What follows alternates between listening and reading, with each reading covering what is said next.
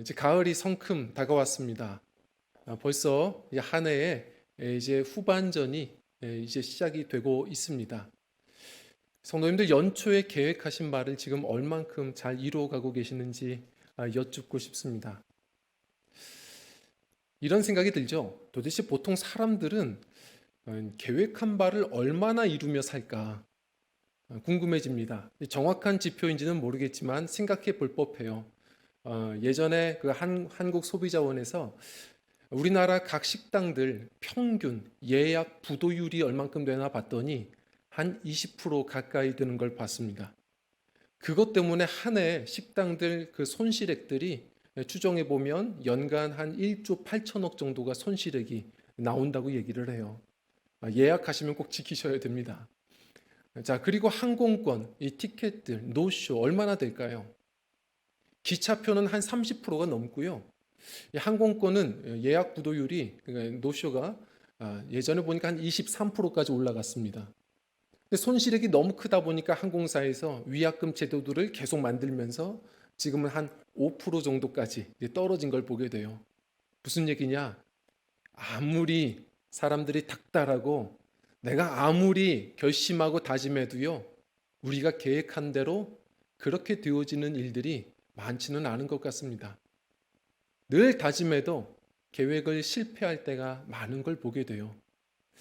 그래서 우리들은 늘 불안한 겁니다. 계획서를 촘촘하게 세워도 내가 과연 지킬 수 있을까? 두려워질 때가 많고, 사람들과 약속을 해도 사실 별로 기대가 안 되고 자신이 없을 때도 많습니다. 그래서 성도님들 신앙생활은 즐거운 겁니다. 왜냐하면 우리가 믿는 하나님은 우리와 전혀 다르세요. 우리 하나님께서는 우리가 늘 부르는 찬양처럼 길을 만드시는 분이시고, 그분은 반드시 그래서 약속을 성취하시는 여호와이십니다. 할렐루야. 하나님은 약속을 이루세요. 오늘 이제 여호수아서 말씀인데 3장 더 지나가 보면 21장 가보면 12지파가 다 땅을 분배받고 나서 하나님이 어떤 분인지를 3번이나 연결하여 이렇게 설명을 해 주십니다. 뭐라고 하시냐면 순서가 이렇게 돼요. 하나님은 약속하신 땅을 다 주셨다. 그리고 두 번째로 약속하신 말씀하신 모든 것을 그대로 다 행하셨다. 그리고 보시는 대로 45절 마지막에 그 말씀이 하나도 남음이 없이 다 응하였다. 하나님은 그렇게 약속을 지키시는 분, 계획하신 모든 것을 다 성취하시는 하나님이십니다. 그래서 늘 말씀드리는 것처럼 성도님들 인생은 다 거기서 거기입니다. 기는 놈 위에 뛰는 놈 있고, 뛰는 놈 위에 나는 놈 있지만 나는 놈 위에 붙은 놈이 있는 겁니다. 늘 하나님께 붙어 있는 자들, 하나님 편에 서 있는 자들, 예수 안에 거하는 자들, 그들이 바로 요한복음 15장 말씀대로 오히려 인생의 많은 열매를 거두는 것임을 우린 기억해야 합니다. 주님 믿고 사는 것이 그래서 늘 신나고 기대가 되는 겁니다. 자, 그런데 이러한 저의 이 고백들을 듣다 보면 우리 또한 질문이 또 생깁니다. 그래, 하나님은 전능하시고 하나님은 약속을 지키시는 분인데, 그런데 내 인생에 있어서는 하나님의 약속이 항상 약속하신 바가 지체되는 것 같다. 왜 내게는 항상 응답이 더딜까? 과연 응답하시는 그날이 오기는 오는 걸까? 우리는 계속 기다리다가 지쳐서 낙심하고 마음도 위축될 때도 많은 것 같습니다. 성도님들, 우리가 왜 하나님 지체하시죠? 라고 이야기를 할 때에는 오늘 이 18장 말씀 기억해야 합니다. 지금 우리와 비슷한 12지파 가운데 7지파가 있었습니다. 가나안 땅을 정복하고 나서 지금 5지파는 땅을 분배받았는데 여전히 7지파는 아직 땅을 차지하지 못하고 있었습니다. 아마 우리랑 비슷할 겁니다. 왜 우리에게는 응답이 더디신 겁니까? 왜 자꾸 지체하시는 겁니까? 왜 하나님 지체하세요? 라고 이야기를 한다면 하나님께서는 오히려 우리에게 반문하실 겁니다. 3절 말씀입니다. 우리 함께 읽겠습니다. 시작. 여호수아가 이스라엘 자손에게 이르되 너희가 너희 조상의 하나님 여호와께서 너희에게 주신 땅을 점령하러 가기를 어느 때까지 지체하겠느냐. 아멘. 하나님은 오히려 반문하십니다. 하나님 왜 이렇게 지체하세요? 그때 하나님은 말씀하시는 겁니다. 야, 네가 왜 이렇게 지체하고 있냐? 성도님들 기억하셔야 합니다. 하나님은 사람을 통해 또 일하십니다. 물론 오해하지 마십시오. 약속하신 하나님께서 일을 이루시겠지만 우리가 해야 될 믿음의 순종이 있는 겁니다. 하나님은 성경 보면 항상 기적을 일으키시기 전에 믿음을 요구하셨고 그 믿음의 순종을 바라셨어요. 많은 것은 아니어도 됩니다. 하나님은 많은 것을 원하시는 게 아니에요. 성도님들 어떤 분들은 아무것도 제가 지금 할 수 있는 게 없습니다. 거짓말입니다.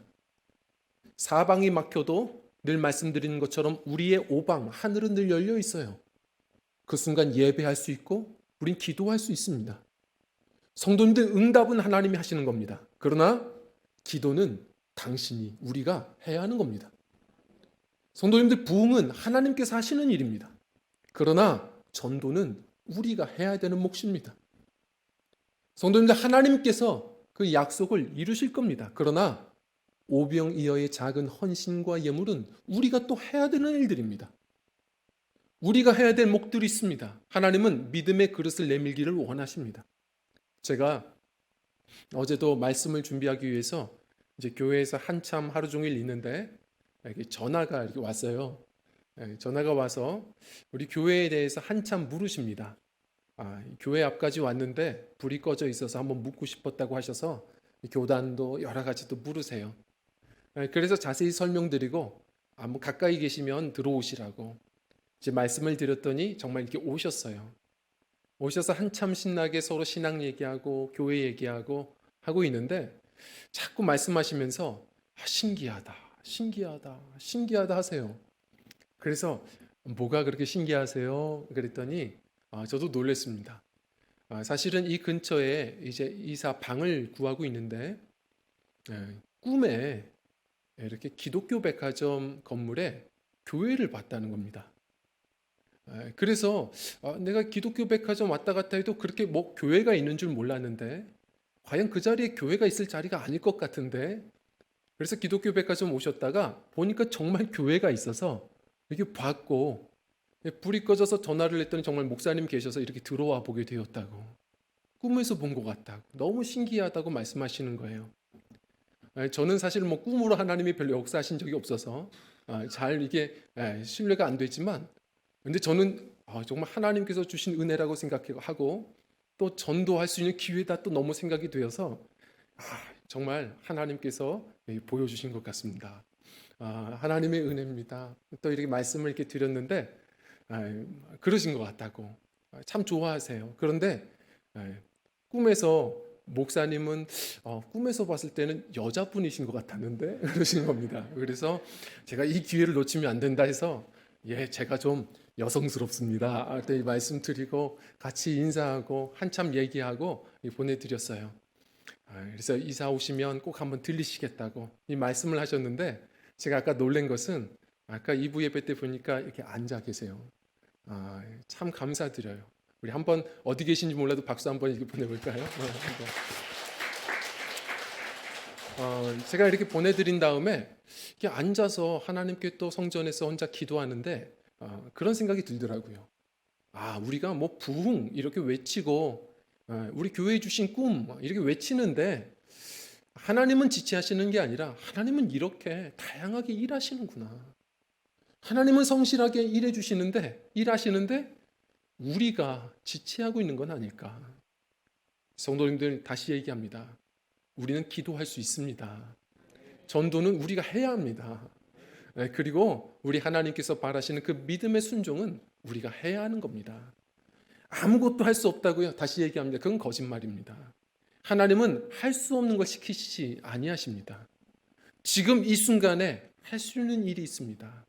약속 믿고 예배할 수 있고 오늘 말씀처럼 우리가 그 약속 바라보며 그 꿈의 지도를 그릴 수 있습니다. 우리 7지파 우리의 모습과 너무 비슷합니다. 지금 뭔가 하나님께서 지체하시는 것 같다 생각이 드신다면 하나님이 오히려 우리에게 반문하신다는 것을 한번 기억해 보고 우리의 할 일들을 한번 붙들어 봤으면 좋겠습니다. 자, 첫 번째로는요.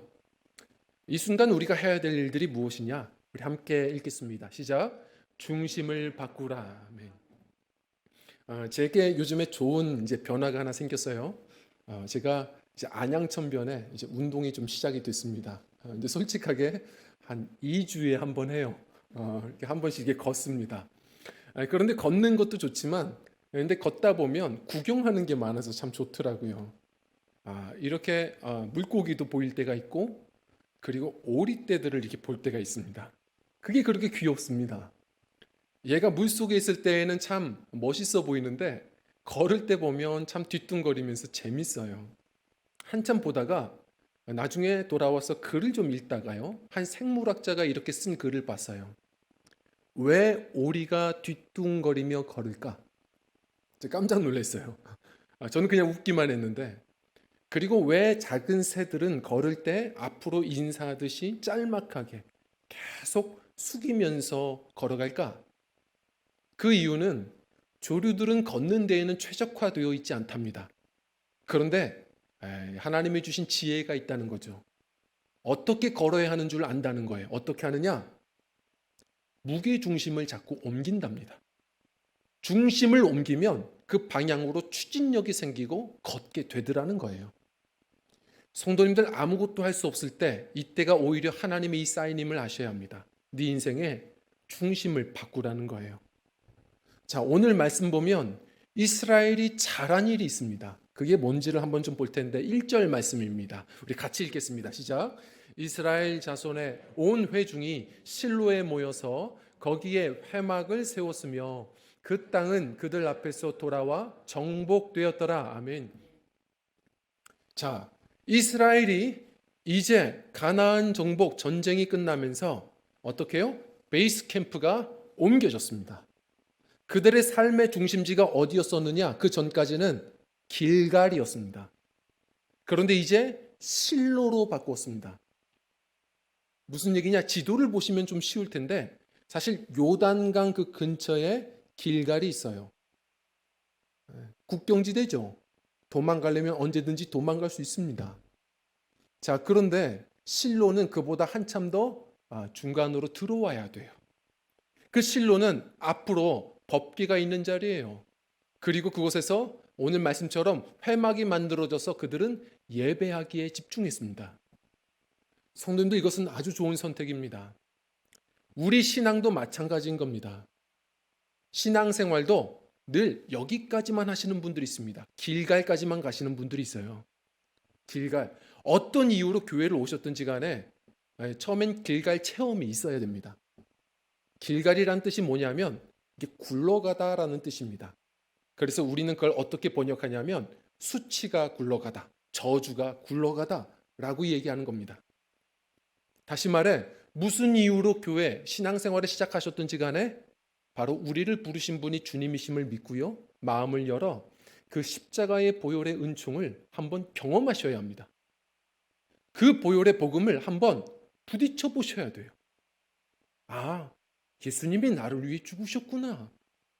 그 십자가의 보혈의 은혜로 내 죄와 수치가 굴러갔구나. 이 신앙 안에서의 참된 자유를 한번 맛보셔야 돼요. 저는 우리 성도님들은 다 길갈의 체험이 있으리라고 믿습니다. 이 구원의 기쁨, 주님 안에서 이 자유함, 얼마나 행복합니까? 자, 그런데 그 길갈에서 머물러만 계신 분들이 있다는 겁니다. 주님께서는 더 초청하십니다. 신앙생활하면 영적 싸움도 있죠. 그리고 구원의 기쁨을 우리가 맛보죠. 거기서 멈추는 게 아니라 더 나오랍니다. 성도님들, 더 나아가서 예수님 안에 거하는 신앙생활이 되셔야 합니다. 내 중심에서 예수 중심으로 옮겨가야 합니다. 다시 말해 일 중심에서 회막 중심, 예배 중심으로 삶이 바뀌어져 가야 합니다. 중심의 변화가 일어나야 됩니다. 제가 목회 생활을 하면서 느끼는 것은 신앙생활을 10년 하든 20년 하든 신앙의 성숙이 안 일어나는 분들도 있습니다. 신앙의 성숙은 이 신앙생활 한 시간에 달린 게 아닙니다. 중심의 변화가 일어나야 됩니다. 내 중심에서 예수 중심으로 바뀌어야 됩니다. 제가 예전에 전도사였을 때 여름에 수련회를 준비하는데 너무 고생을 했어요. 근데 지나가시던 한 나이가 있으신 성도님이 이렇게 위로해 주셨어요. 아유, 전도사님, 제자들 있잖아요, 제자들. 제자들 많은데 시키시면서 하세요. 저는 그때는 너무 위로가 되었지만 곰곰이 생각하면서 그 말이 옳은 건 아니다라는 생각을 한번 했어요. 자, 성도님들, 학생들은 누구 제자입니까? 예수님 제자인 겁니다. 저는 누굽니까? 저도 예수님 제자인 겁니다. 많은 분들이 오해합니다. 교회 안에서 세상처럼 내 제자 만들기를 하시는 분들이 많습니다. 제자 훈련이 한국 교회를 한번 바람을 일으켰던 적이 있습니다. 그때의 제자 훈련에 최선을 다했던 한 목사님이 이런 고백을 하신 적이 있어요. 내가 20년 동안 제자 훈련을 시켜봤는데 이것이 한국 교회의 요즘의 문제인 것 같다. 이 제자 훈련에 능숙한 목사님들, 전도사님들이 제자 훈련 시키면서 결국은 목사님 제자를 만들더라. 전도사 제자 만들더라. 결국 그래서 제자 훈련을 마치면 오히려 사역자들은 존중받으며 예수님보다 더 높아지고 성도들은 예수님과 더 멀어지는 상황들이 생기더라. 성도님들, 성숙된 성도요, 성숙된 교회는 기억하셔야 합니다. 중심이 갈수록 하나여야 합니다. 예수 중심이어야 돼요. 말로만이 아니라 정말 예수님 중심이라면 어떤 일들을 하기에 앞서서 먼저 주님 만나는 일들, 주님 뜻을 묻는 일들, 다시 말해 예배 우선이 되어야 합니다. 회막 중심으로 바뀌셔야 돼요. 아유, 목사님 지금 쌓인 일들이 많고 지체되는 일들이 많은데 오늘도 예수님 보라는 얘기입니까? 오늘도 예수님 바라보면 예배하라는 얘기입니까? 지금 할 일이 많은데요. 예, 맞습니다. 성도님들, 예배하는 것은 시간의 낭비가 아닙니다. 예배하지 않고 주님 만나지 않고 이 안에 은혜가 없고 불이 없는데 어떻게 주님의 일들을 감당합니까? 성도님들, 영적인 냉담함에 빠지면 해야 하는 것 알지만 마음이 먹어지지 않습니다. 사도행전에 보면 제자들 보십시오. 땅끝까지 전도해야 되는 것 예수님께 사명 들었지만 그러나 물 걸어 잠그고 아무것도 못했습니다. 그러나 약속하신 그 성령을 기다리고 기도하고 결국 불을 받자 마치 불을 되찾은 자동차처럼 말려도 나아가서 땅끝까지 복음 전도한 겁니다. 사도행전의 영어 제목이 뭔지 아세요? 액취입니다. 다시 말해 우리가 은혜, 불이 있어야 움직여지는 겁니다. 추진력이 생기는 거예요. 늘 예수 중심이라고 말하면서 예배가 중심이 안 됩니다. 예배 중심, 회막 중심으로 옮겨가셔야 돼요. 실로라는 뜻이 안식입니다. 안주하지 마시고 주님 안으로 더 나아가셔서 평안을 누리시고 주님 은총 안에서 안식을 누리십시오. 주님 은혜 안에서 우리 신앙의 진보가 일어나야 될 시간이 바로 지금의 시간들입니다. 이용규 선교사님 아시죠? 내려놓음이라는 책으로 유명해지셨습니다.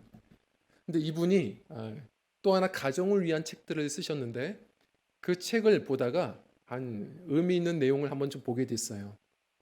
이분이 몽골의 선교사 생활을 하고 있을 때 같은 선교사 지인 중에 한 분이 찬양 사역자 출신이신데 그 자제와 자신의 자제가 같은 학교를 선교사들 자제로서 다니게 되었답니다. 그런데 그 선교사님은 재정 지원이 많지 않아서 결국 그 자제분은 학교를 그만둬야 됐고 참 아쉽죠. 참 슬픈 이야기지만 홈스쿨링을 어쩔 수 없이 하게 되었다는 겁니다. 그래서 이 자제들이 홈스쿨을 하는데 얼마나 걱정이 됩니까? 낯선 곳에 부모님 따라와서 이 자제들이 심심하고 무료하고 괴롭고 학교까지 가지 못하니까 얼마나 걱정이 됩니까? 그런데 이 아버지가 찬양사역자 출신이라 기타 하나 딱 선물해주고 공부하다가 놀고 싶을 때는 또 노래하고 그래라. 그랬더니 이 두 자녀가 열심히 노래하고 그걸로 서로가 같이 놀고 그러면서 노래도 만들고 노래가 만들어지면 인터넷에도 올리고 그러다가 오디션 기회가 있어서 오디션도 참여하고 아시죠? 오디션에서 우승했습니다. 누구죠? 아, 악동 뮤지션입니다. 이 선교사 자녀들이라는 얘기는 들어보셨을 겁니다. 이 두 남매가 계속 노래를 짓고 하면서 그들은 꿈을 키웠고, 그러면서 자신들은 사실은 예선 2라운드가 목표였는데 우승까지 돼버린 거예요. 근데 이들이 항상 하는 얘기가 있습니다. 예전에 이용규 선교사님도 하셨던 얘기지만, 한국 와 보니까 한국 학생들은 너무 학원에 바쁘고 또 끝나면 쉬겠다고 스마트폰을 쥐어잡고 계속 뇌가 쉬지를 않는다는 겁니다. 오히려 빌 게이츠나 스티브 잡스나 유명한 사람들은 창의성을 놓치지 않으려고 가만히 있는 시간들을 만든다고 하지 않습니까? 우리 믿음의 사람들이 그래야 한다는 겁니다. 그 악동 뮤지션의 이찬혁 군은 지금 표절 시비가 상당히 시끄러운데도 누구도 표절 시비를 걸지 못하죠. 너무 독창적인 노래를 만들어요. 그의 창의성이 어디서 나왔을까? 그는 뇌를 계속 굴리지 않고 때로는 쉬면서, 그러면서 하나님 안에서 가만히 있는 시간들을 훈련했다는 겁니다. 무슨 얘기냐? 세상도 가만히 있는 훈련을 하는데, 이 선교사님 아버지가, 바로 이찬혁 군의 아버지가 예전에 간증을 이렇게 방송에 나와서 한 적이 있어요. 자신은 자녀들에게 미안해서 다른 말은 못하고 뭐 공부하라는 얘기는 못하지만 단 한 가지 약속을 했다는 거예요. 그렇게 학생 시절에도, 지금 이렇게 유명해져 있을 때에도 한 가지 약속만 지키자. 그것은 무엇이냐? 매일같이 하나님과 말씀의 묵상의 시간을 갖는 것. 그것은 절대로 낭비하는 시간이 아니다. 무수한 하나님의 지혜를 얻는 시간이다. 그래서 지금도 그렇게 그 시간들을 권면하고 지켜가고 있다고 말하지 않습니까? 성도님들, 이 안에 불이 없는데, 이 안에 주님께서 함께 하시지 않는데 우리가 어떻게 주님 나라의 일들을 감당하며 삽니까? 성도님들, 무엇보다도 우리에게 아무것도 할 수 없는 때가 오히려 하늘을 바라볼 때요, 캄캄할 때가 별을 볼 때입니다. 우리 주님께서 주신 기회라고 여기고 더 예배의 자리로 나아가십시오. 우리 실로의 사람들, 회막의 사람들, 무엇을 하든지 먼저 예배가 우선인 사람들, 우리 저와 성도님들의 신앙이 되어서 하나님께서 그 은혜의 불을 주시고 주님께서 더 빠르게 바르게 걷게 하시는 귀한 은총을 누리는 저와 성도님들의 신앙 여정이 되시기를 간절히 부탁을 드립니다. 그리고 두 번째로요, 우리 함께 읽겠습니다. 시작. 지도를 그려라입니다. 자, 여호수아가 불러서 하나님이 주신 지혜로 이 7지파에게 했던 얘기가 있습니다. 대단한 얘기가 아닙니다. 우리 4절 말씀인데요, 한번 좀 읽어보도록 하겠습니다. 시작. 너희는 각 지파에 3사람씩 선정하라. 내가 그들을 보내리니 그들은 일어나서 그 땅에 두루 다니며 그들의 기업에 따라 그 땅을 그려가지고 내게로 돌아올 것이라. 아멘. 성도님들, 앞이 캄캄하죠. 우리 육신의 눈으로만 자꾸 상황을 보면 오히려 사단은 하나님이 주신 약속과 꿈들을 흔들고 흐리게 만들 겁니다. 오히려 예배하면서 우리 하나님이 주신 약속을 자꾸 떠올리십시오. 자, 여호수아가 7지파에게 뭐라고 얘기했냐면, 지파당 3사람씩을 선출해라. 모두가 다 그 땅에 올라갈 수는 없어도 그들은 사명 가지고 대표가 되어서 올라가서 그 하나님이 약속하신 땅을 지도를 그려와라. 7등분을 해서 그려가지고 오면 우리 믿음을 가지고 제비 뽑아서 하나님이 주신 것으로 여기고 차지하기 시작할 거다. 얘기한 겁니다. 성도님들, 지도를 그려보는 겁니다. 길을 걷든 무릎을 꿇든 하나님이 주신 약속을 자꾸 떠올리면서 지도를 그리시는 겁니다. 갈수록 선명해져 가는 겁니다. 그럴 때 하나님이 주신 타이밍에 또한 그 바라는 것이 실상으로 옷 입고 오는 것을 보시게 될 겁니다. 자꾸 지도를 그리는 겁니다. 우리나라에 또 OM 선교회 출신의 선교사님들이 참 많으세요. 국제적인 선교회인데 그 창립자를 좀 소개하려고 합니다. OM 선교회 조지 버워라는 창립자가 계세요. 이분은 좀 그릇이 다릅니다. 이분은 젊을 때 이렇게 기도를 하는데 어떤 환상을 봤냐면 세계가 물에 잠기는 환상을 봤어요. 자, 우리가 그런 꿈을 꾸면 저 같으면 야, 악몽이다. 야, 무섭다. 이렇게 할 텐데 이분은 생각하는 게 달라요. 세계가 물에 잠기면 배 타고 다니면은 온 세계에 쉽게 전도할 수 있겠다. 그래서 오히려 배라는 꿈을 꾸게 되죠. 그래서 유명하죠. 둘로스호, 로고스호, 큰 배들을 매입해서 선교사들, 예수 복음에 대한 열정만 있으면 젊은이들 인생의 11조를 바치자 해서 오히려 한 2년, 3년 그 배를 태워서요. 자신들이 가지고 있는 은사 어떤 것도 좋아요. 음식 한번 해봤으면 주방장도 되고요. 좀 기계 만질 줄 알면 엔지니어가 되어서 그들이 팀이 되어서 돌아다니며 세계를 곳곳 다니면서요. 도착해서 건물도 세워주고 교육도 시키며 선교사의 생활들을 합니다. 세계적인 선교회가 되었고 한 10억 명에게 복음을 전하는 귀한 결실들을 이루었어요. 저는 그런데 이분을 한번 좀 더 소개하려고 합니다. 이분이 하나님께서 주신 꿈을 이렇게 얻고 나서부터 했던 일이 있습니다. 뭔지 아세요? 보시다 보면 이제 아시겠지만 이분은 하나님께서 세계라는 꿈을 주셨거든요. 그래서 세계 지도를 옷을 입으면서 살았습니다. 옷이 세계 지도예요. 그리고 못 보여드리지만 바지도 때로는 세계 지도를 입고 다니세요. 그리고 이분이 남들이 웃으면 이렇게 설명하세요. 못 보셔서 그렇지 속옷도 세계 지도라는 거예요. 그릇이 다르지 않습니까? 우리는 뭐 어렸을 때 지도를 그려본 적은 있어도 이분은 지도를 입고 다니시는 거예요. 하나님 주신 꿈이니까. 이 정도가 아닙니다. 선교사 후배들 앞에서 설교를 할 때가 되면 아예 자신의 얼굴보다 10배 넘게 큰 지구본, 세계 지구본을 들고서 설교하세요. 제가 좀 보여드릴게요. 이렇게 설교하십니다. 대단한 열정 아니십니까? 자꾸 이렇게 하시는 이유가 뭘까요? 남들이 안 된다 하지만 이분이 처음에 그 꿈 가지고 소련에 갔다가 추방도 돼보거든요. 안 된다 하지만 하나님이 약속하신 거 그렇게 꿈꾸면서 자꾸 이미지화시키고 지도를 붙들며 가겠다는 겁니다. 성도님들, 우리 모두가 다 동일한 꿈을 꾸는 건 아닙니다. 하나님이 동일한 사명을 주신 것은 아니지만 기억하십시오. 하나님이 주신 사명은 다 비슷해요. 다 버겁습니다. 나 하나 살기도 바빠 죽겠는데 하나님은 자꾸 복음전도, 선교, 사명을 주시거든요. 부담스러워요. 자, 그래서 권면드립니다. 자꾸 현실을 보시지 말고 깜깜할수록 믿음의 눈을 뜨셔야 돼요. 예배하시면서 기도하시면서 하나님이 주신 약속을 떠올리고 자꾸 더 세밀하게 지도를 그려가십시오.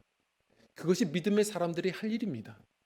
자꾸 큰 것을 자꾸 보고 또 봐야 내 것이 되지. 그렇지 않으면 어느 순간 시야가 좁아지고 마음도 좁아지는 거예요.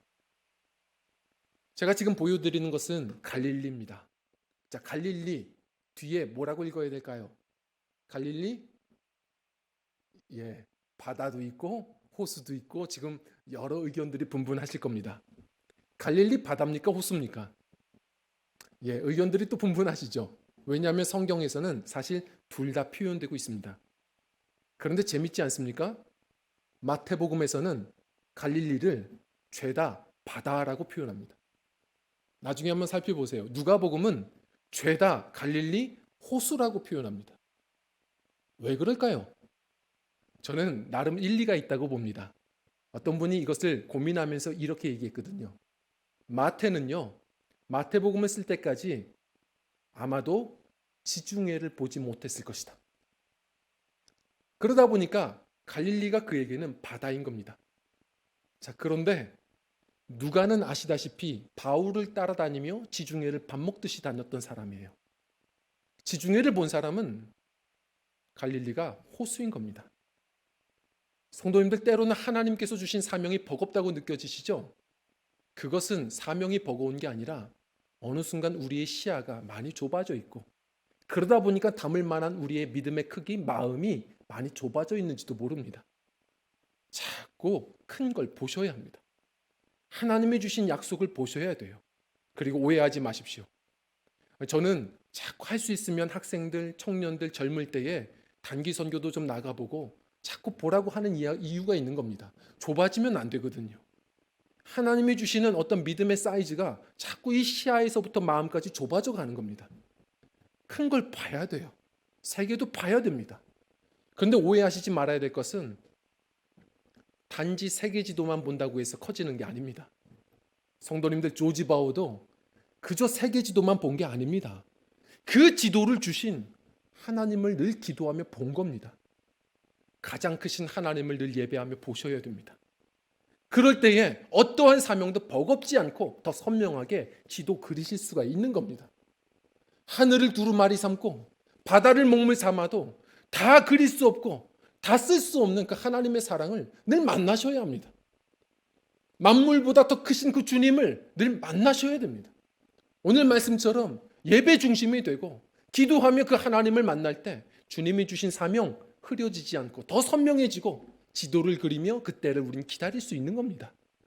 성도님들, 기도하며 자꾸 지도를 그려가십시오. 크신 하나님 바라보며 지도를 갈수록 더 선명하게 만들어 가십시오. 하나님은 때를 따라 반드시 역사하실 것입니다. 그때 믿음의 그릇이 준비되어 있는 저와 성도님들이셨으면 좋겠습니다. 하나님께서는 오늘도 말씀하십니다. 하나님 왜 지체하십니까? 그때에 반문하십니다. 너가 왜 지체하고 있냐? 지금 우리가 해야 될 일들을 놓고 있습니다. 이 순간에 우린 예배할 수 있습니다. 믿음으로 지도 그릴 수 있습니다. 제가 가끔 길을 걷다 보면요, 핸드폰 가게나 양말 가게 앞에 써져 있는 재미있는 문구를 봅니다. 뭐 왕창 세일, 무슨 폭탄 세일, 뭐 우리 가게 망했어요, 뭐 이런 거 보다가 재미있는 문구가 뭐냐면 이렇게 써져 있어요. 우리 사장님이 미쳤어요. 이렇게 씁니다. 보면서 야, 시원하게 얘기한다. 얼마나 쌀까 기대가 되죠. 자, 그러면서 제가 웃으면서도 느끼는 것은 우리 하나님은 그보다 더하시다. 우리 하나님은 어떤 분이냐? 야고보서 1장 17절 말씀, 우리 인생 가운데에 모든 좋은 선물을 위에서부터 내려오는 것이다. 빛들의 아버지께로부터 내려오는 것이다. 저렴하게가 아니라 구하는 모든 자들에게 주고자 하시는 하나님이시다. 그래서 예수님께서 하시는 말씀은 하늘 아버지가 좋은 것을 주시지 않겠느냐? 너희는 구하라 말씀하셨습니다. 성도님도 우리가 지금 지체하고 있는지도 모릅니다. 믿음을 가지고 구하십시오. 기도할 수 있고 예배할 수 있고 우리 하나님이 주신 약속을 기억하며 지도 그릴 수 있습니다. 해보는 겁니다. 그럴 때 하나님께서 정확한 때에 또 주님께서 그 믿음의 그릇 위에 주고자 하시는 것들을 많은 것을 주실 줄 믿습니다. 그 하나님을 만나서 우리 남은 인생이요 그랬으면 좋겠습니다. 남의 이야기 하지 말고 나의 하나님 이야기를 좀 많이 할 수 있는 복음의 힘이 있는 성도님들이셨으면 좋겠습니다. 21장으로 뛰어넘어서 우리 하나님을 이렇게 우리가 삶에서 간증했으면 좋겠습니다. 많은 사람들 앞에 우리 하나님은 나의 하나님이십니다. 우리 하나님은 나에게 약속하신 모든 것을 다 주셨습니다. 나에게 말씀하신 모든 것을 그대로 다 행하셨습니다. 나에게 약속하신 모든 것은 다 남김없이 이루어졌습니다. 그 하나님이 나의 하나님 되십니다. 우리 함께 그 하나님을 만나고 경험하고 힘껏 남은 인생 나눌 수 있는 저와 성도님들의 복음 전도의 믿음의 삶들이 되시기를 간절히 부탁을 드립니다. 우리 함께 찬양하고 기도하는 시간을 갖겠습니다.